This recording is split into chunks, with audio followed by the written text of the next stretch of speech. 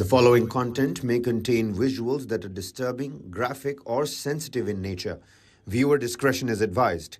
This material is intended for mature audiences and may not be suitable for all viewers. Please exercise caution while watching, and if you find such content distressing, we recommend discontinuing viewing. This disclaimer is provided to ensure awareness and to prioritize viewer well-being. Hello and welcome to this Friday edition of Global Lens on News9 Live with me, Neha Khanna. Our focus continues to be on the Israel-Hamas war. Israel has agreed to put in place 4-hour daily humanitarian pauses in its assault on Hamas in northern Gaza. That statement was issued by the White House on Thursday as President Joe Biden pressed Israelis for a multi-day stoppage in the fighting in a bid to negotiate the release of hostages held by the terror group.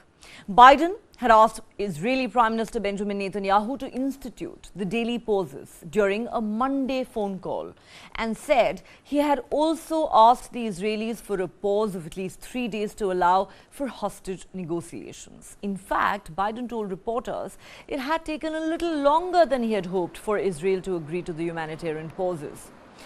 White House National Security Council spokesperson John Kirby said the Israelis had committed to announcing each 4-hour window at least 3 hours in advance. Israel, he said, also was opening a second corridor for civilians to flee the areas that are the current focus of its military campaign against Hamas. Israeli officials estimate that Hamas is still holding some 240 hostages, including children and the elderly, from the 7th October attack that saw 1,400 people killed in Israel. The Israeli counteroffensive that started the same day has seen well over 11,000 people killed in Gaza, according to the health ministry in the Hamas-run territory. And they say that at least 4,500 of the victims were children. A massive humanitarian catastrophe is unfolding in Gaza as basic supplies run out and wounded people overwhelm a fragile medical system. And here's something equally important. US officials believe the death toll in Gaza may well be much higher than the official figure that has been reported by the Hamas-run health ministry. That is what US Assistant Secretary of State Barbara Leaf told a US House panel on Thursday. Leaf said, and I quote, "We think the figures are very high, frankly, and it could be that they're even higher than what is being cited. This is very possible," she said. Israeli officials, on the other hand, have challenged the ministry's figures as exaggerated. Not only that, US Secretary of State Antony Blinken has said far too many Palestinians have died. Meanwhile, Israeli Prime Minister Benjamin Netanyahu, in his latest interview to Fox News, has said we don't seek to conquer Gaza, we don't seek to occupy Gaza, and we don't seek to govern Gaza. Earlier this week, Netanyahu had set the cat among the pigeons when he suggested in another interview that Israel would be responsible for Gaza's security indefinitely, drawing pushback from the United States, Israel's main ally. And now consider this. The Biden administration has received stark warnings from American diplomats in the Arab world that its strong support for Israel's destructive and deadly military campaign in Gaza is losing the US Arab support for a generation. This is according to a diplomatic cable that underscores profound concern among American officials about the growing anger against the United States that erupted soon after Israel launched its operations against Hamas following the terror group's attacks on Israel on the 7th of October. The cable from the US Embassy in Oman reads, "We are losing badly on the messaging battle space," citing conversations with a wide range of trusted and sober-minded contacts. The robust US support for Israel's actions is being seen, the cable says, as material and moral culpability in what they consider to be possible war crimes. Another cable that's been reported by CNN International from the American Embassy in Cairo, which conveys Egypt's view, says, President Biden's cruelty and disregard for Palestinians has exceeded all previous US presidents. President Biden has been under growing pressure domestically and abroad over US support of Israel amid images of destruction in Gaza and the dire humanitarian crisis in the region. In another development, Palestinian Authority President Mahmoud Abbas has issued a statement saying the Palestinian Authority, which is in charge of the West Bank, can take control of Gaza, but only under a broader agreement. The question we're focusing on tonight is this: will the so-called humanitarian pauses in fighting that have been agreed upon really help to ease the excruciating pain of the Palestinians trapped in Gaza and living in an unimaginable nightmare. The forces in Gaza are at the heart of Gaza City. They are at the outskirts of Shati. They are near Shifa Hospital and very near to the Gaza port. Those terrorists who are staying in the basements under Shifa Hospital tonight can hear the thundering sound of tank chains. The bulldozers that pound the ground, they can hear it underground. They hear it the trouble with fear. The IDF has started employing new methods these days against those inside the tunnels and to destroy the tunnels. It will improve in the coming days. All our forces are working to find unique solutions for these tasks, working and succeeding. President Macron, thank you for hosting this conference. We are here to support civilians in Gaza. Of course, nothing justifies the abhorrent acts of terror by Hamas in Israel on 7 October, which I utterly condemned. Israelis and others were brutally killed or abducted, and I call once again for the unconditional return of all hostages. Now, civilians in Gaza, including children and women, face a never-ending humanitarian nightmare. Their neighborhoods wiped out, their loved ones killed, bombs raining down while being denied life's very basics: food, water, medicine, electricity. Some life-saving aid is beginning to trickle into Gaza, but let's face it, it's a drop in the ocean. The needs are enormous. We must step up to assist and protect civilians in Gaza. That means an immediate humanitarian ceasefire. It means ensuring full respect of international humanitarian law. It means protecting hospitals, UN facilities, shelters and schools. It means unfettered, safe and sustained access to bring and distribute supplies at much greater scale, volume and frequency, including fuel. And it means investing in the $1.2 billion humanitarian appeal that the United Nations has just launched to help the people of Gaza. I urge your support. Now is the time for concrete action. Together, we can help ease this terrible human suffering. We can help civilians in Gaza see at last, and at the very least, a glimmer of hope, a sign of solidarity, and a signal that the world sees their plight and cares enough to act. After 4 weeks of bombardment and shelling by Israeli forces in Gaza, the indiscriminate effects of such weapons in a densely populated area is clear. Israel must immediately end the use of such methods and means of warfare, and the attacks must be investigated. So I appeal as a matter of urgency for Israeli authorities to take immediate measures, to take steps to ensure the protection of Palestinians in the West Bank, who are being on a daily basis subjected to violence from Israeli forces and settlers, ill treatment, arrests, evictions, intimidation and humiliation. There's also been a sharp increase in settler violence and takeover of land across the West Bank. Since 7 October, nearly 1,000 Palestinians from at least 15 herding communities have been forced from their homes. In the context of the coercive environment they live in, the displacement of these communities may amount to the forcible transfer of the population, which is a grave breach of the Fourth Geneva Convention. People die of everything in Gaza. They die of severe injuries, of burn, of being crushed by crumbling buildings by the hundreds. They also die of acute and chronic diseases, even common ones, which have known remedies, but which they don't have access to because of blockade. They die of complications related to difficult childbirth. Finally, they die in pain, without analgesic and without anesthesia. In fact, Gaza has become a giant open-air cemetery. All right, so Israel has finally agreed to daily 4-hour pauses in fighting. What does this really mean for the war and for the Palestinians in Gaza? Let's dissect this with our guests. We are joined by 3 guests from Israel tonight. I have with me on Global Lens tonight Ambassador Arthur Lenk, former Israeli diplomat. Also with us, Colonel Myri Eisen, Director, International Institute for Counterterrorism at Reichman University in Israel. Annette Bernstein, President of the Israel-Asia Chamber of Commerce, is also with us from Israel tonight. And in a moment, we're hoping to be joined by Major General Sanjay Meston, defense and geopolitical expert here in India. All right, Ambassador Arthur Lenk, let me start with you. Yes, Israel has finally agreed to daily 4-hour-long pauses in the fighting. But it is widely believed that not only has this been brokered by the United States, but that this has actually come on after considerable pressure was mounted on Israel by its closest ally, with President Biden no less going on record as to say, yes, I spoke to Prime Minister Netanyahu and I told him that we need humanitarian pauses in this fighting. My question to you is, what do you think these pauses, if at all they are executed in the manner that they're meant to be, really mean for Israel's ongoing military campaign against Hamas? And of course, the question that many are also asking is, will it really ease the pain of the Palestinians? As we mentioned at the start of the show, more than 11,000 have now been killed in the Israeli counteroffensive.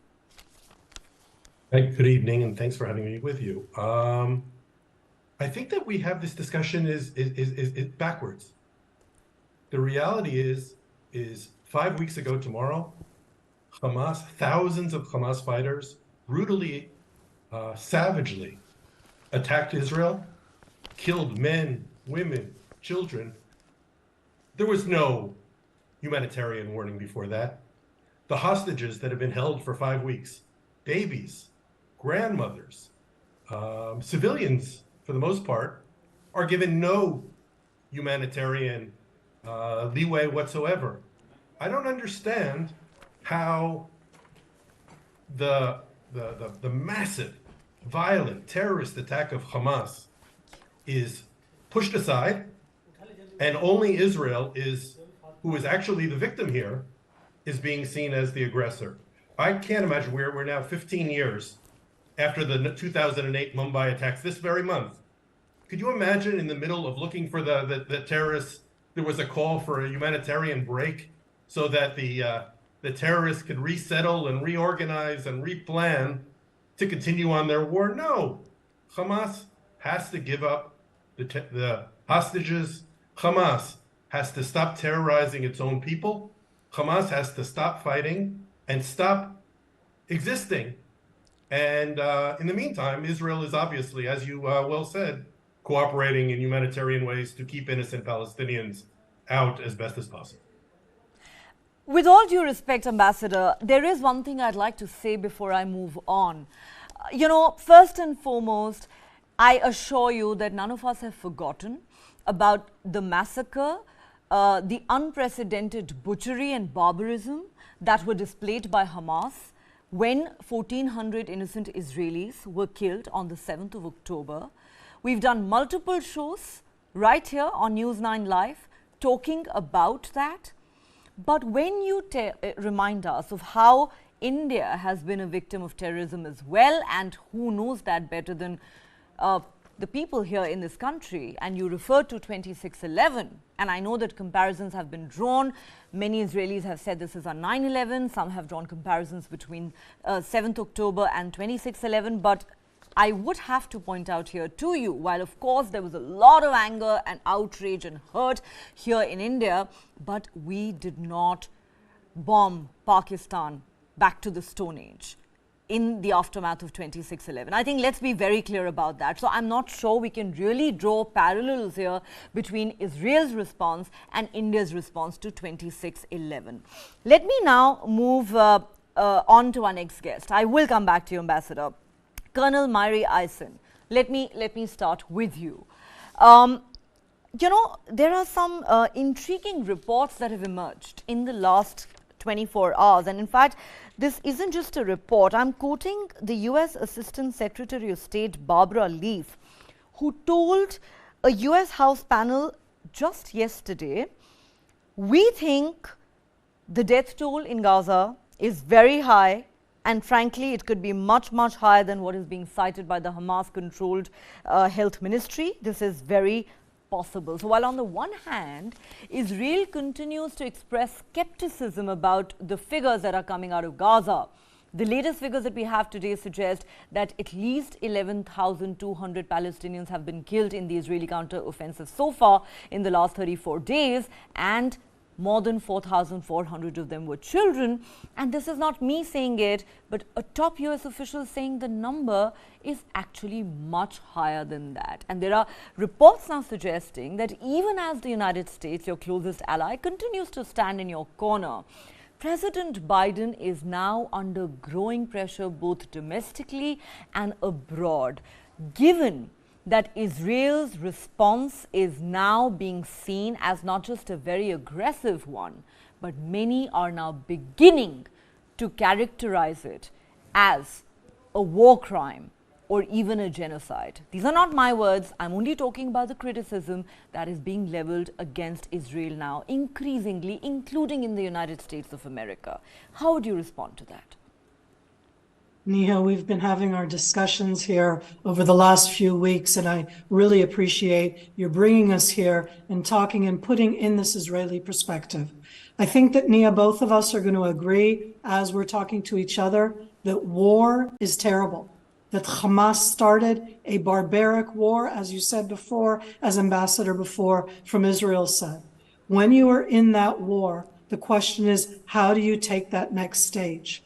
Can you imagine right now, which you can't in that sense, that I don't want to use Pakistan as an example. In this case, for us, our neighbor next door, whatever your neighbor is, over the last 15 years, built their entire system underneath 2.3 million people. How cruel can that be? Israel, and you said this before, is bombing. Neha, if we wanted to bomb the Gaza Strip out of existence, and I want the viewers to be clear that I'm being sarcastic, then we could have done so without sending in any ground troops. Why send in ground troops? Why send in soldiers that have been killed in this ground operation, if not to save lives? And you're absolutely right.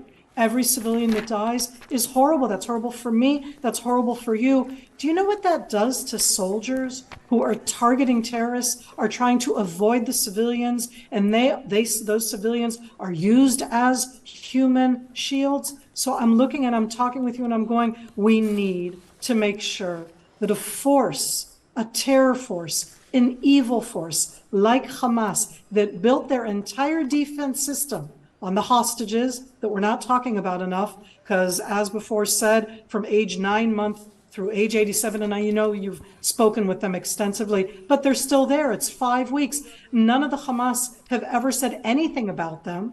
And it's as if that's like a side issue. They're holding our civilians. We are going in and we are doing it systematically and slowly. It's kind of odd. They keep telling us, why are you doing it harshly? We're doing it slowly to save lives. If we wanted to bomb it out of existence in the way that you said before, then why send in soldiers? We want to save lives, save the hostages, and in this sense, and it is with hope, so that the people of the Gaza Strip can have a better future.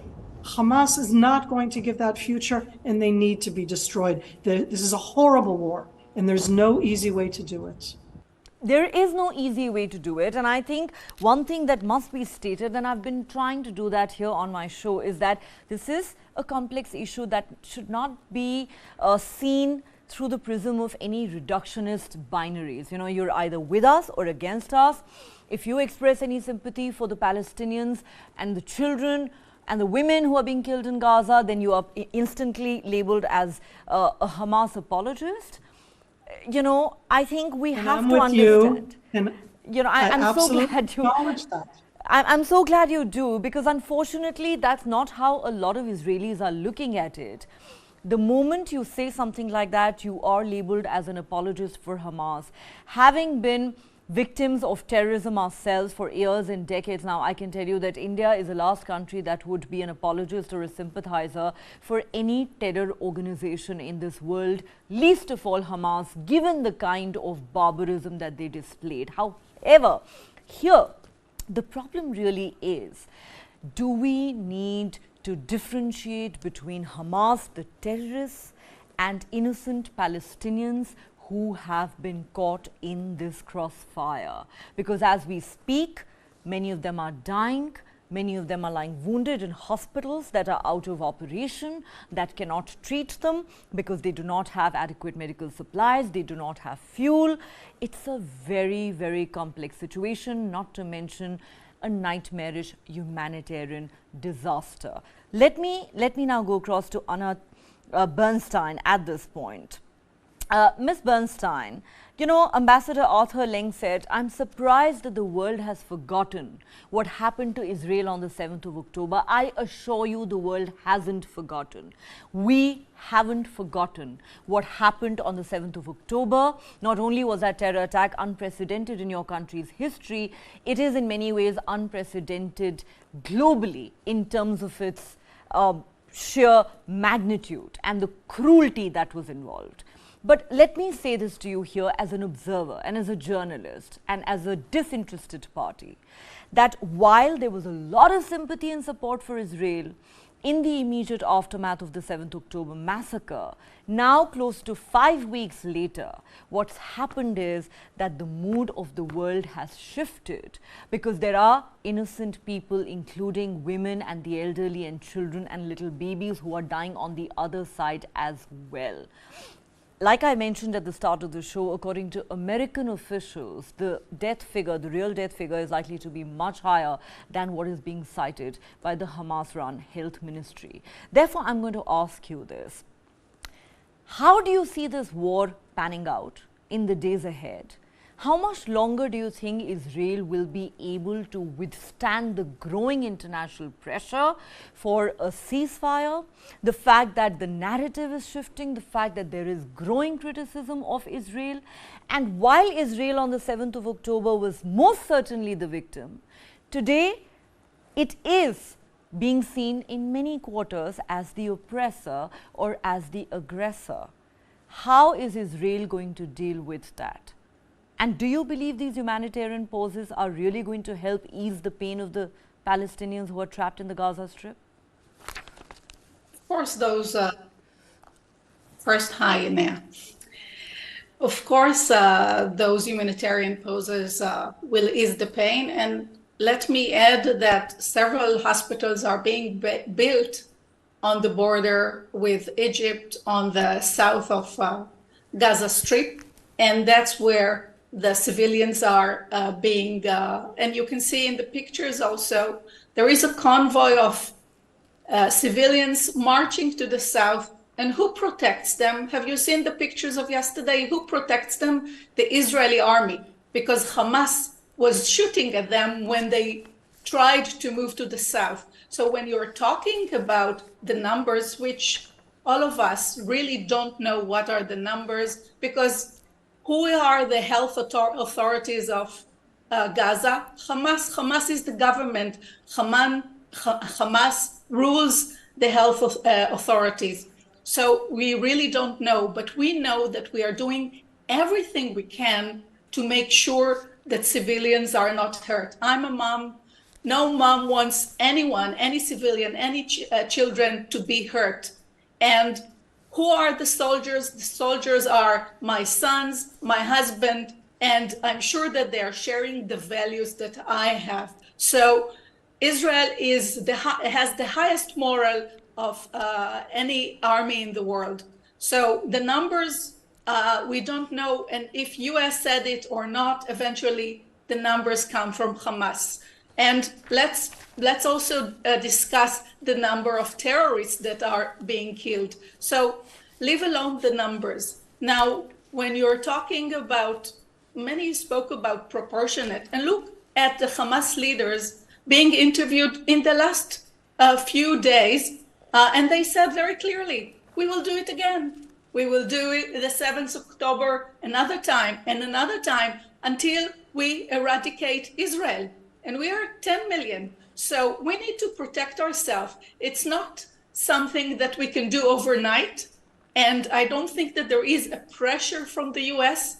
The Israel government and the US administration, Biden administration, are working hand in hand to manage this war. And Israel is collaborating and consulting with the US. So there will be, of course, a humanitarian pause, because if we need to allow a convoy of medicine or food or whatever, that's fine. And when you spoke about fuel that is not reaching, well, 1 hour back, there was a rocket barrage on Israel, reaching Tel Aviv, reaching Rishon, reaching Ashdod. And for that, they have fuel, for that, they have electricity. So all those sympathy that the Hamas is trying to get from the world in order for putting pressure on Israel to stop it, it's a manipulation. In October 7th, they killed, tortured, raped, did all those barbaric things, but you're saying that they're not lying?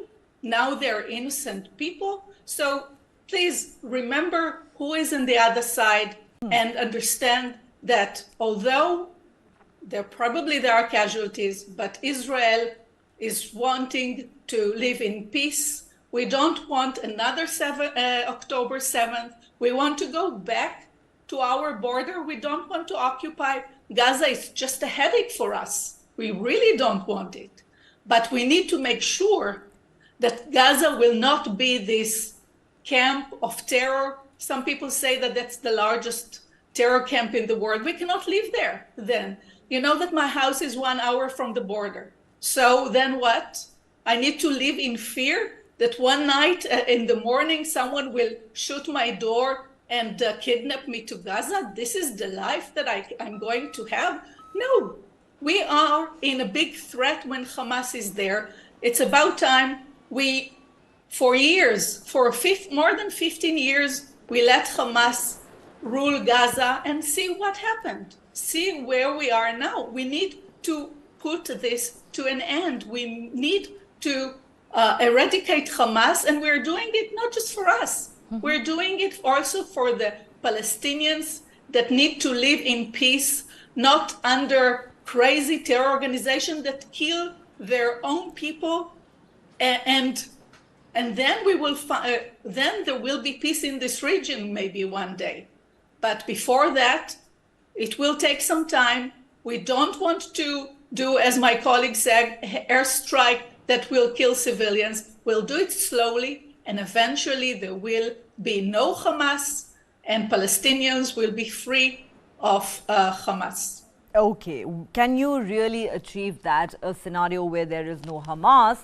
Well, the jury on that is still out. But before I go across to our Indian guest, I would like to clarify one thing too, Ms. Bernstein, that, you know, when we say that there is now the sympathy of the world that's shifting, I can assure you it is not for Hamas.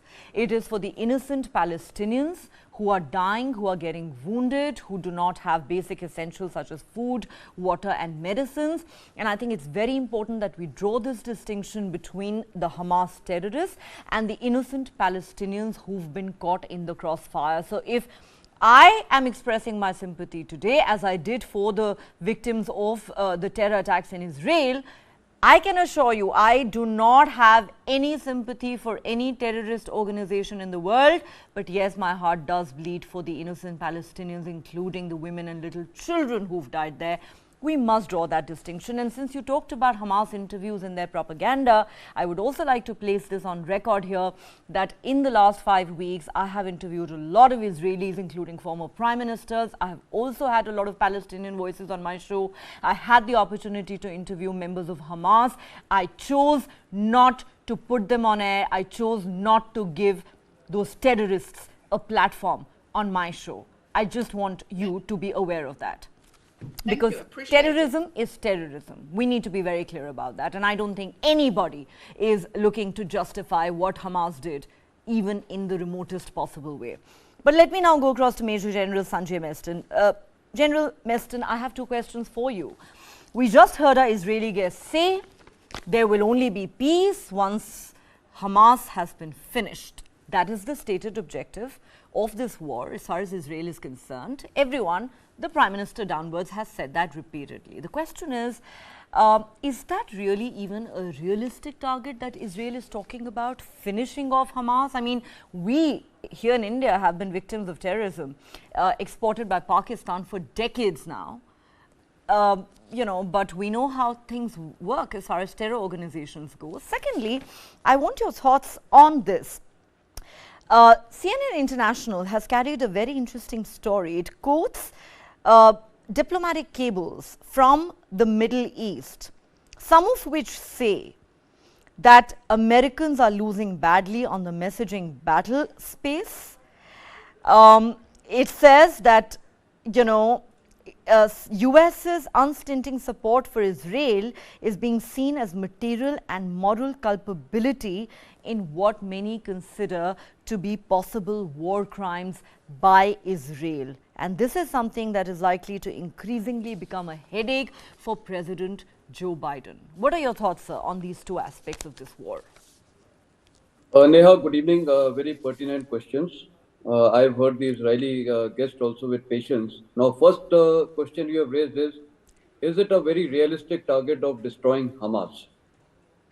I think before I answer that, one has to analyze what does destruction imply.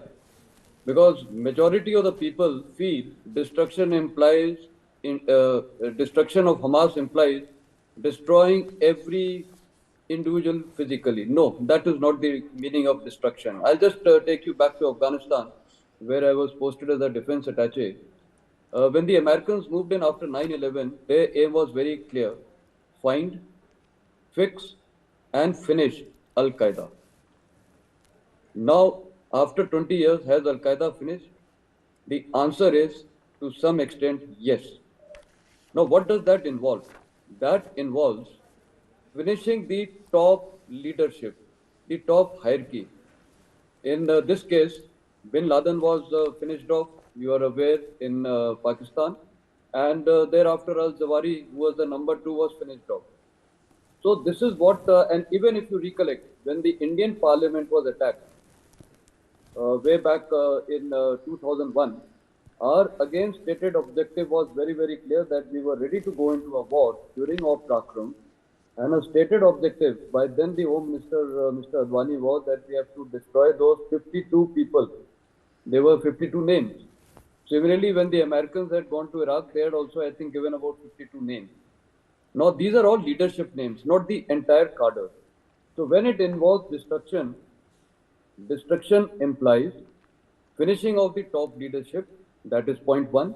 Point two is the infrastructure, which I agree with the Israeli guest, because if you finish off this infrastructure of weaponry, the tunnels, everything, it will take years for Hamas to revive. And these are the two basic fundamentals. And what happens when these two things happen simultaneously? They are devoid of ammunition, they are devoid of everything. The fighting capabilities of the cadre, they actually take a beating, and then they get disorganized. They have no one to order them, and then they are just fighting as individuals. And thereafter, majority of them perhaps will die, or majority of them will even surrender, or they will be captured. I think the Israeli Defense Forces has also captured sizable people of Hamas. Now, if you see here, there's another very interesting thing. As a military man, but leadership is always with its cadres. Now, in this case... most of them are in Qatar, sir. Correct me if I'm wrong. Exactly. That's what I'm trying to say. Someone is in Qatar, someone is in Turkey. They have got such huge pensions, houses, staying in 7-star hotels. So, are they true leaders? As a soldier, as a general, I have to be with my soldiers. How can I be sitting somewhere else? Soldiers have to be associated with their cadre. But sir, in all fairness, this is not a professional army we are talking about. This is a terror organization. No, exactly.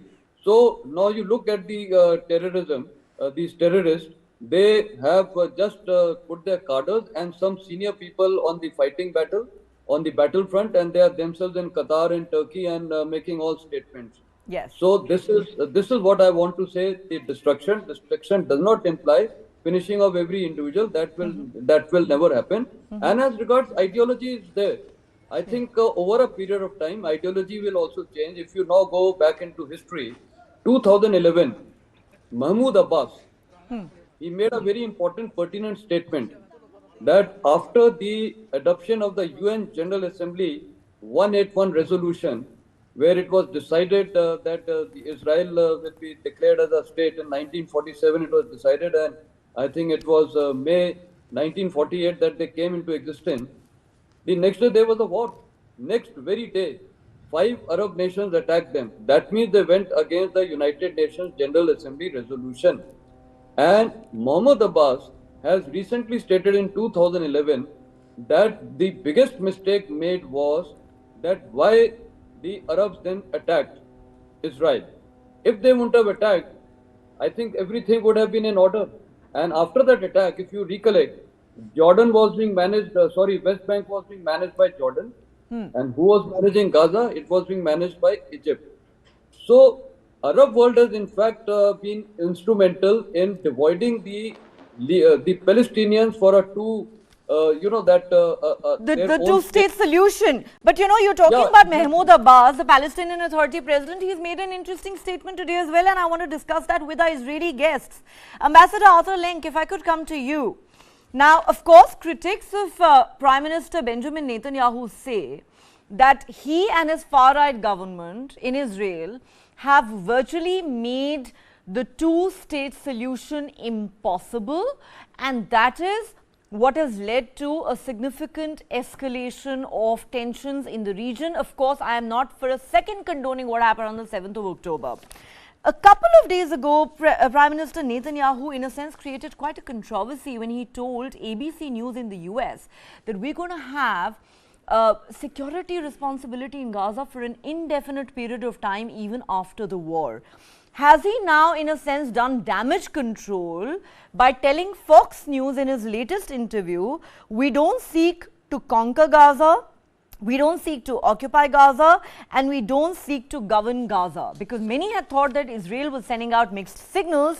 And just today, Mahmoud Abbas, the Palestinian Authority president, has said, we can take charge of Gaza, but there has to be a broader agreement. What are your thoughts on that? Isn't it correct to say that when you talk about finishing off Hamas, ultimately you will need to have a long-term plan of who you're going to hand over Gaza to if you're convinced that it cannot be Hamas, and you will probably need more moderate elements like the Palestinian Authority to play a bigger role?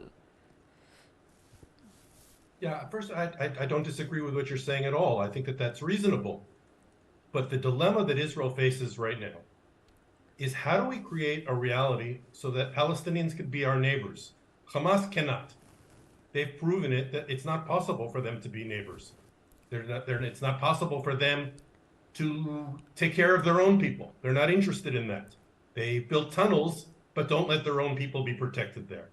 We have to create a reality that changes that paradigm, that creates a possibility for Israelis and Palestinians to start looking at each other as neighbors again. For the 150,000 Israelis that are no longer in their homes to believe that they could live along the border with Gaza next to Palestinians. The way to do that, of course, is to eliminate Hamas. But you're right. Once the war ends, once our refugees, our hostages are home, and our IDPs are able to return to their homes that need to be rebuilt, then we can look at the possibility of how we and the Palestinians can rebuild both on the Israeli side and on the Palestinian side. We have to be able to live as neighbors. Hamas cannot be that kind of neighbor. Hamas cannot be that neighbor. So, Colonel Mario Eisen, let me come to you now.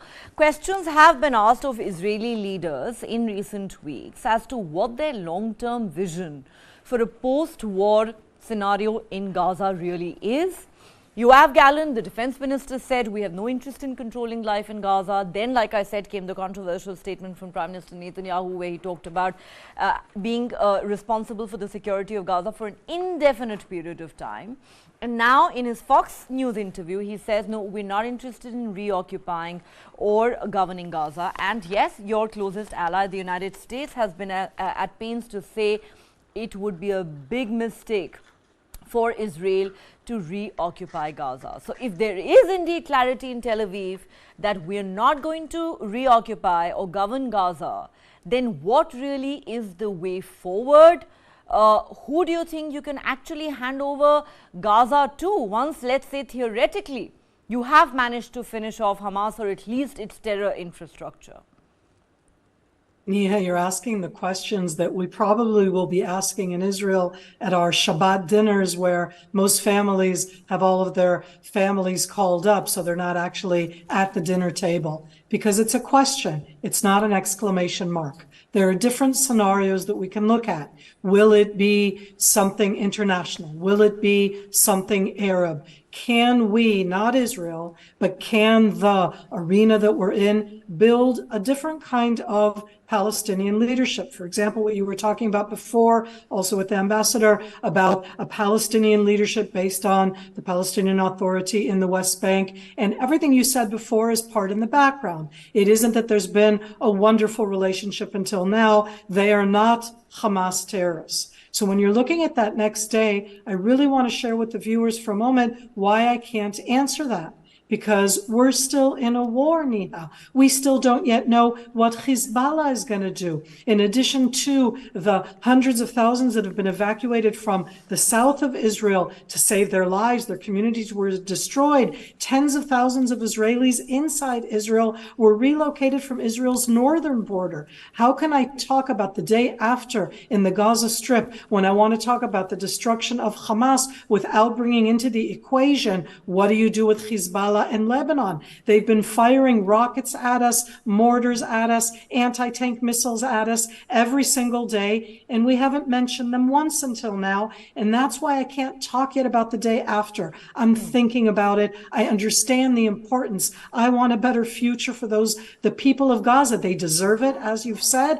They deserve to not have Hamas, and yet we all understand that Hamas grew out of the Gaza Strip, that it is part of that Gaza Strip. It's very hard to do that disconnect. So when we look at that day after, it isn't just the Gaza Strip. It's the Gaza Strip and the West Bank, but it is also Hezbollah on our northern border who have been pushing us, and then you take that step back and go, wow, that's something even broader. Again, just in the last 2 days, firing of different types of UAVs and rockets, both from Lebanon and from Syria into Israel. Today at lunchtime, I had a siren here in Tel Aviv, and I say that not because, nothing happened, a few people were injured, but Israel has invested in our paradigm that we had the capabilities to defend ourselves against that type of Hamas terrorism. Hamas terrorism changed the equation in the world. And that means that when you look at the next day, we have to make up something new. It can't be the way it was before. And on that one, I say, and it's not just about the not Hamas in the Gaza Strip. It's saying that's also true for our northern border. Look at where we are. What wall can we build that will be high enough? Nothing. They come across and do the atrocities. And I understand in that sense when we're looking, as you're showing the pictures all of the time of Israeli troops inside, of what we're doing inside Gaza. When we destroy one tunnel, and we've destroyed hundreds, the tunnels are built under Gaza. That immediately means that the building above collapse. The way to get into the tunnel is through the shaft that's from a building. And then you have a secondary explosion and it collapses. And we've been telling people to leave. So I think that the rebuilding of Gaza is definitely something that needs to be done with international participation, not because it's not Israel's problem, but because the Gazans won't accept it from Israel. We need to feel that we are safe, not just from the atrocities of October 7th, but from that feeling that at any stage, people aren't going to want to live there, not on our southern border, not on our northern border. This is not the kind of reality we can live in. All right, and you're right, of course, this is already in some ways a multi-front war that Israel is fighting. It's not just against Hamas, you have Hezbollah, you have the Houthis that actually downed a US military drone just yesterday. You have Iran. So there are multiple factors there. But since you mentioned something important, that rebuilding of Gaza needs to happen with international participation, the question that I therefore want to put to Ms. Bernstein is, how much longer can Israel hope to have that international support? Isn't that becoming a very tricky issue? Ms. Bernstein, as I said earlier, I just want to repeat for the benefit of our viewers, there are recent polls that have been done in the United States of America, and I keep talking about America because they are your closest and staunchest ally. These polls suggest that Americans are not only deeply divided on Israel's response to the Hamas terror attacks, many of them, especially the Democrats, and that is President Biden's party, believe that Israel has taken things too far, the response has been excessive, and there are multiple countries now around the world, not just the Arab world, who are beginning to look at Israel's counteroffensive as a genocide of the Palestinian people. Not to mention the fact that these cables that CNN International has reported talk about how the United States is rapidly losing support in the Arabic world. Therefore, my question is very simple. It's been close to 5 weeks now. Are you not concerned that rapidly eroding international support is likely to become a problem for Israel in the days ahead?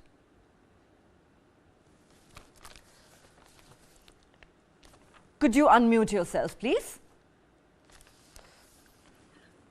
We have international support from all the liberal democratic countries, whether it's Germany, France, Italy, US, Canada, and I'll continue. All of them understand that our mission is important, not just for us, but for the entire world. And you hear Hamas leaders saying that Israel is just the beginning. They want Jews all over the world. It sounds like the Nazis, I would say, okay? So once they eradicate Jews in Israel, they'll eradicate Jews from other places.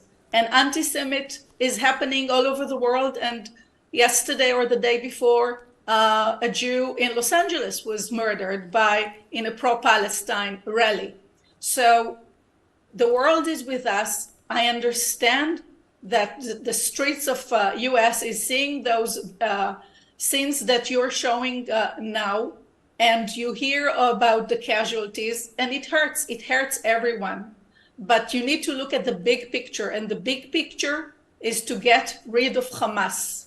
It will take another month, it will take another 6 weeks. Eventually, the Gaza Strip is not endless, okay? It's a small strip, and the Israeli army is moving slowly but surely, and eventually they'll get to the leaders of Hamas, and then this is over, because once you get the leader, I guess that the rest will surrender. So it will not take that much, but still, we need to allow the military to do their job. They're doing a wonderful job. People have the spirit, and we are in survival mode. You need to understand, October 7th brought us to our old trauma of the Holocaust. And this massacre created some survival. They want to kill us, and they managed to kill so many people. We're not letting them do it again. The never again is this slogan now. And we need to let the IDF, the Israeli military, do their job. I wouldn't say as much as it will take. I assume it will take another few weeks. I hope that now that the civilians move to the south, there will be less casualties, and the only casualties that you'll hear about will be Hamas. And also, it's important to remember that Hamas terrorists are also kids. They take kids when they are 12, 13, 14 to work with them. You see the Hamas camps where they take kids at the age of 10 and they teach them how to use a rifle. Kids they showed kids of the Hamas at 15, 16 fighting along Hamas troops. So, and then they call them kids. They are not kids. When someone is a terrorist, no matter how old he is. It's really a pity, of course, but this is ground reality, and the world should understand that that's not a war between democracies. It's not a regular war. It's a war against a terrorist group that has its own rules, and Israel trying to do its best to take care of the casualties and the civilians of the civilians, not to create casualties. All right. Now, as we wrap up the last edition of Global Lens this week, I would like to mention that here in India, on this weekend, we are celebrating our biggest festival, Diwali. We call it the festival of lights.